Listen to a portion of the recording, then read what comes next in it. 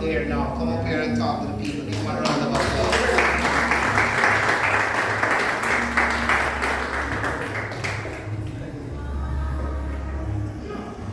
Wow. Greetings. Great. You know, back in Ghana, all I do is good morning, good afternoon. When I get to Jamaica, now I'm changed. I'm more like a changed person. Right now we go by greetings, brothers and sisters. As he said, I believe that people thinking that I'm the new Gavi is a big responsibility. I keep on telling people to stop it because I personally did not know who Marcus Garvey is. I have to be honest, because the education system in Africa does not teach us who we are. I found myself in China thinking that that was the best place for me to, get to achieve whatever I want to achieve in life. But I thank God for going to China because it made me who I am today. To discover who a black man is, to discover how powerful I am as an African. And that is the message that I've been preaching since I discovered who I am.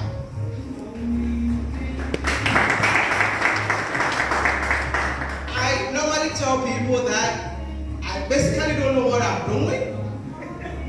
So when you start telling me that this guy is the same, I have no idea what you're talking about. But I believe that it's a calling. Yes. And it has not been easy. Don't take it as if it's been, even in the Caribbean has been tough for me, but I still keep moving. If I tell you the struggles that I've been through since I came to Jamaica, most of you won't believe it. But I'm always smiling on camera for you to know that nothing will stop this movement.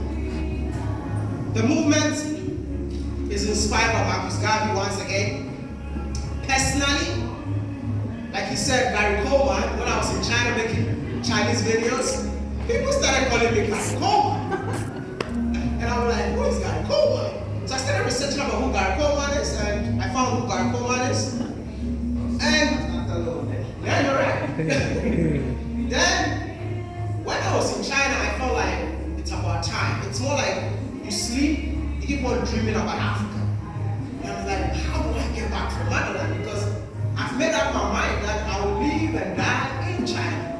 Because at the end of the day, there's nothing in Africa for me as an African.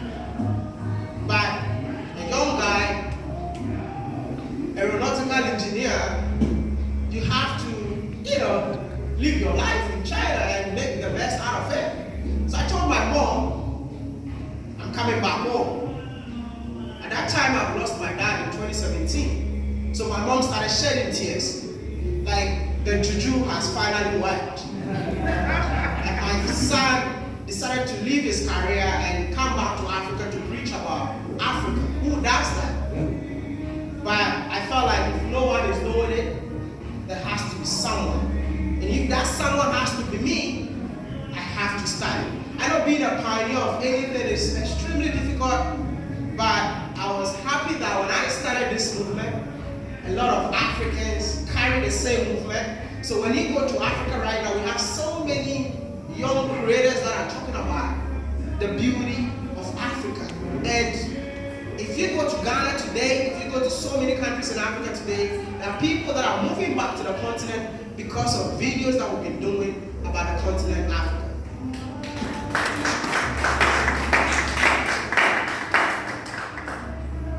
I have to say this, I had no idea that we have brothers and sisters living in the diaspora. I didn't know who a Jamaican is. I'm just being honest with you. I didn't know who an African American is. I didn't know. But when I started doing these videos, my classmate was an African American. And there was a day that we were new in class, all of us, and they decided to separate us into different groups. So I saw this black brother who looked like me. And I'm like, hey bro, which part of Africa are you from? Can we just, come together, And this guy was like, my brother, I'm not an African. He was extremely mad for me calling him an African. And I'm like, what is happening? And that traced me back to slave trade. Because in Ghana, 90% of Ghanaians don't even know the slave castle that we have in there that they call castle, I call it dungeons. We have no idea what happened in there because it's not part of our education system. So I took it upon myself to educate myself about what really happened. And that is when people started calling me the new Marcus Garvey. And I'm like, I'm not. So I quickly decided to research about what Marcus Garvey was. And I'm like, oh, we have the same message. The message that I've been preaching about is Africa is home for Africans at home and Africans abroad. Just because of that African American guy who inspired me. So when I got to know that, oh, so you're actually taking from Africa, and you're still telling me that you're not an African, but you're an African American, then why the name African American? So we're changing it. You're no longer an African American, but you're an African born in America.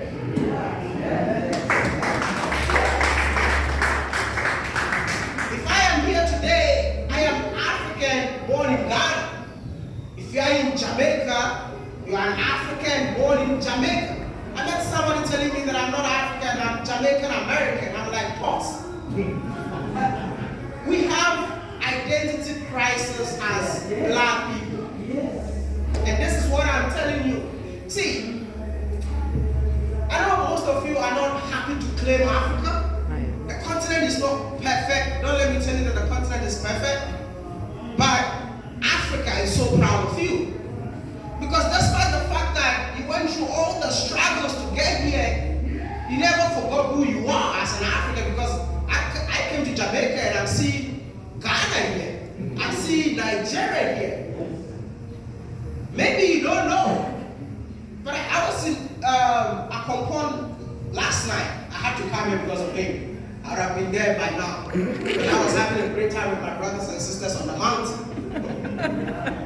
I was at Akompon yesterday, and as soon as I stepped out, I started crying. I'm like, how did Ghana go here?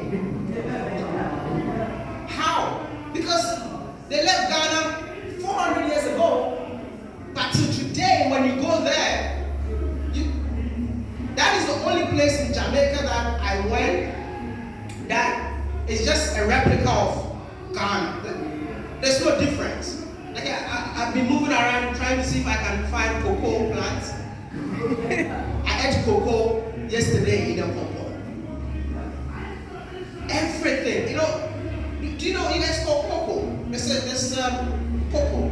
So in Ghana, every household plants cocoa in our backyard.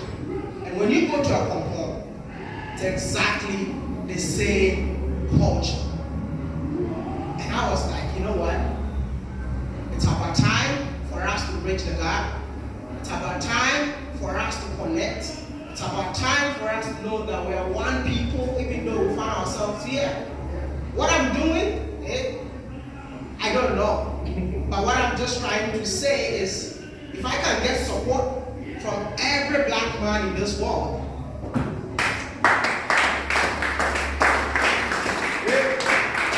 we will definitely break mountains. Because my presence in Barbados, I started from Suriname. That's another Africa out of Africa. That Suriname, they didn't speak the Ghanaian language in Suriname, and they don't even know that that is a Ghanaian language. I was there and people started coming to me, are two in Ghana. When you are hugging someone in Ghana, even in Nigeria, if you are hugging somebody, it comes with a sound. Are two. When I went to Suriname, they saw me and they said, are two. And I'm like, where am I? Am I in Ghana? When they are pouring libation, the things they say, the words they speak, that comes out of their mouth. It's not like, you know, sometimes there's a language in here, they call it Kramantin, that you need to be possessed before. In Suriname, you don't have to be possessed. It's direct from the source. So I'm just going to tell you, wherever you're born, please don't forget the motherland. Marcus Garvey is saying that Africa belongs to us all. It's about time you and I, even if you don't get opportunity stay in Africa, let your feet touch the soil.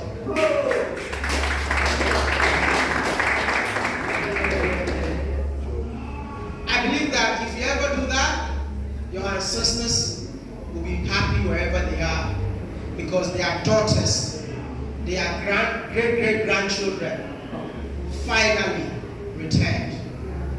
When they were taking you out of Africa, they said, a door of no return. Listen, it's now the door of return. I am officially inviting you to come back home. I think I will connect with him, because I've decided to sponsor over 10 people from our own pocket to visit the Motherland on all the trips that I've been.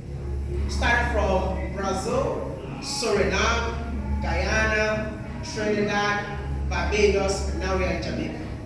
Because we need to reverse it. That's why I love what Mr. Jose has been saying. We need to reverse the Atlantic. If we can come together and make Marcus Garvey's dream come true, Black Star Line. Do you still want to have Black Star Line? I think I am more practical when it comes to certain things.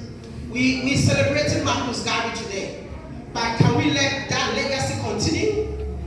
By maybe a few black men come together and say that we are partnering and we are going to reverse the Atlantic by getting a cruise ship that stops from, we start from Barbados, because that's where most people were taking shared across.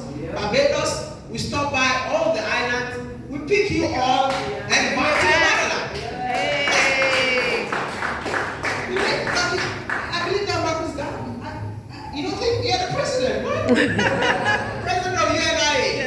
Okay, that's a new thing for you. But also, we'll be expecting you tomorrow at the Ubuntu Awakening Summit.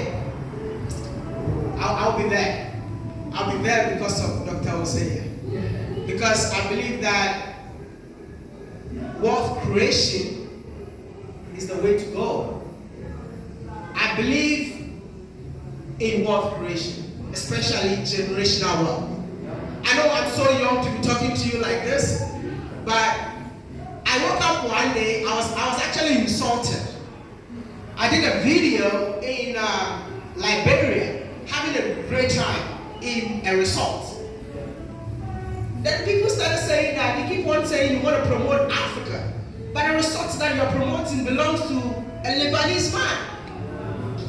So what are you promoting?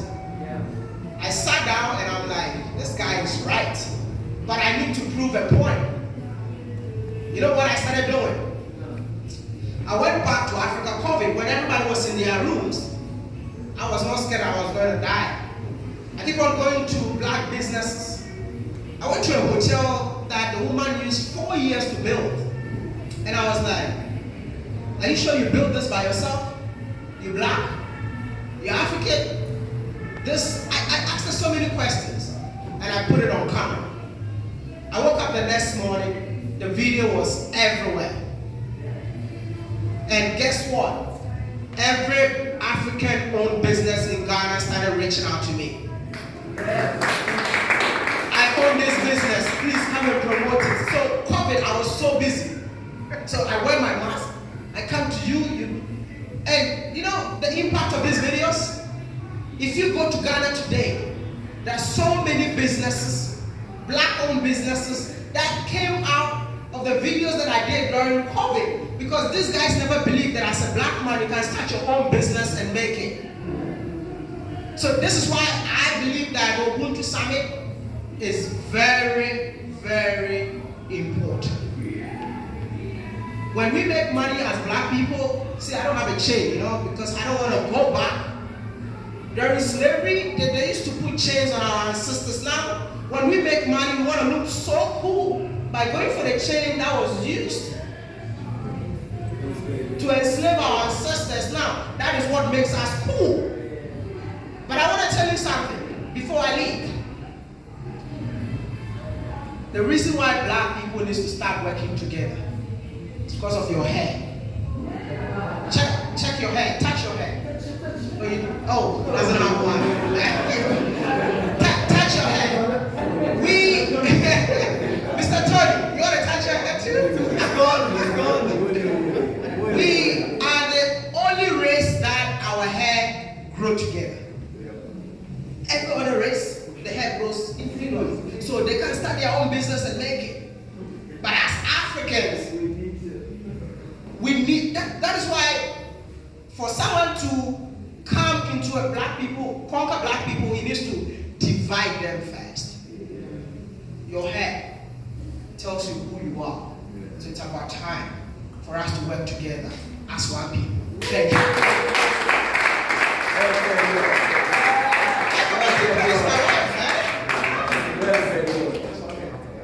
That's my beautiful wife.